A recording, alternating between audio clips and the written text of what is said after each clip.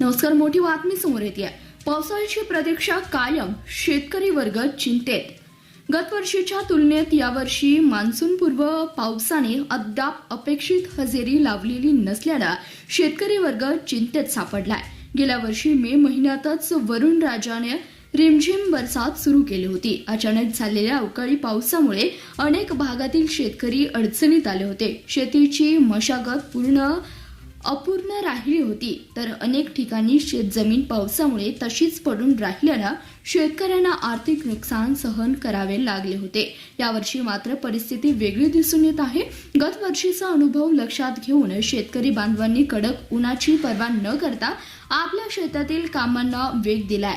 जीवाची लाही लाही करणाऱ्या उन्हातही कुटुंबासह राबून शेतकऱ्यांनी नांगर सरी सोडणे, शेतातील कचरा गोळा करणे, कोंडवा काढणे तसेच रान पेरणीसाठी तयार करण्याची सर्व कामे जवळपास पूर्ण केली आहेत.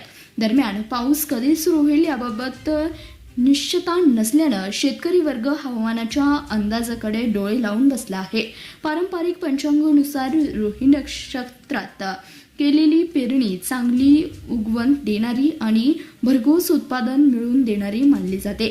त्यामुळे अनेक शेतकरी रोहिणी नक्षत्रातील पावसाच्या प्रतीक्षेत होती. मात्र नक्षत्र येऊनही पावसानं दडी मारल्यानं ग्रामीण भागातील शेतकरी हवालदिल झाले आहेत. हवामान खात्याच्या अंदाजानुसार कोकण किनारपट्टीवर पावसाचे आगमन झाले असले तरी अंतर्गत भागात अद्याप पाऊस झालेला नाही. त्यामुळे सोयाबीन, भात तसेच इतर खरीप पिकाच्या पेरण्या रखडल्या आहेत. काही शेतकऱ्यांनी वाळपीतच पेरणी करून पावसाची प्रतीक्षा करत आहेत. पावसाची रिमझिम सुरू झाल्यानंतरच पेरणीला गती मिळणार असल्यानं अनेक कृषी कामे सध्या खोळंबून पडली आहेत.